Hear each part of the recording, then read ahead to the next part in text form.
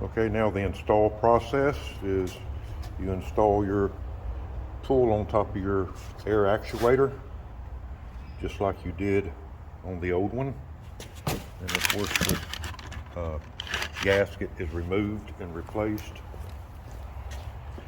The only difference on putting it on is they require you to put another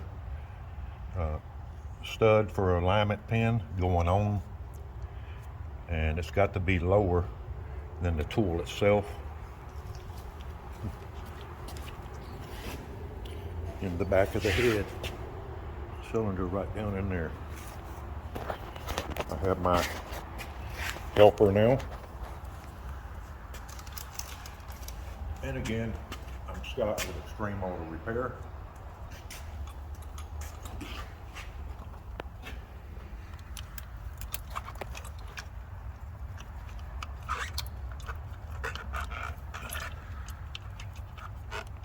Hold that harness up on the back.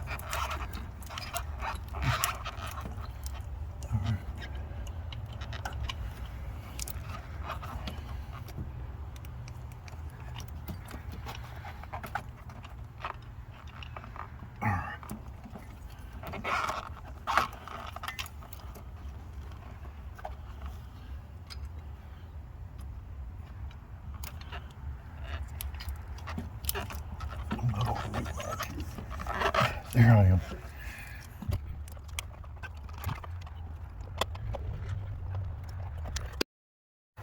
Okay, our problem was getting a line on the bottom dowel on both corners. I did remove the center pin that we had in. I went ahead and removed that out, and I think that helped us get it down a little bit more. Now what we need to do is take 4 bolts,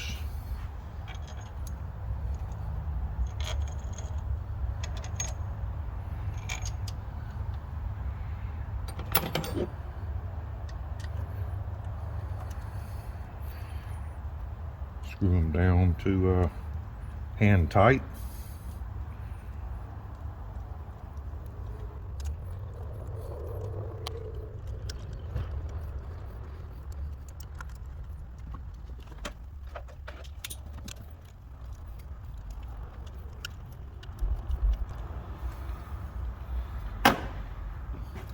And when you have them hand tight, you need to make sure that on the valves on the inside, I don't know if you could see right there, that this back lifter is dead center on the valve in the back. You could only see about 4 of them, just like that. Make sure all your roller followers are in. 1, 2, 3, 4.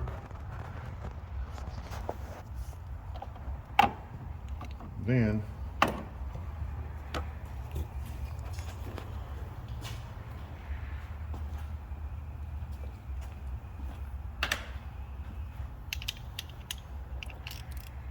we can remove the tool.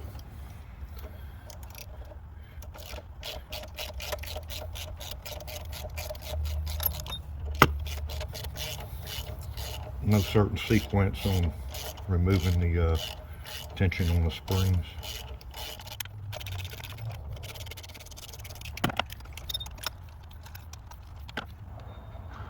Pick up tool. Remove your guide pins.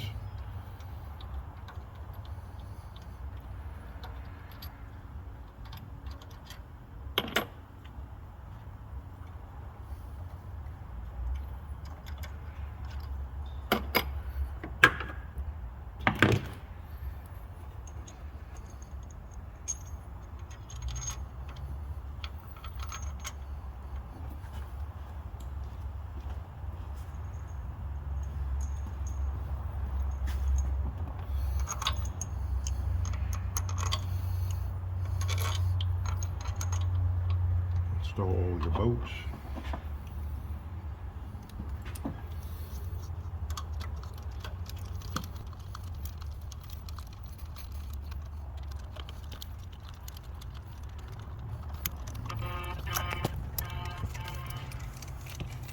install them all hand tight.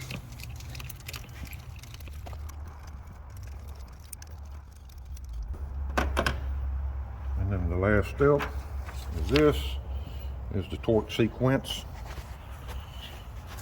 First step is 89 inch-pounds, second is 16 foot-pounds, and the third is the repeat 16 foot-pounds.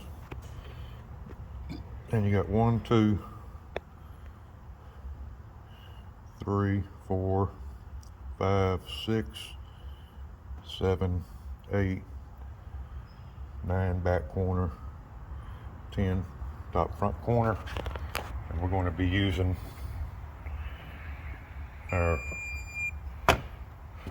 snap-on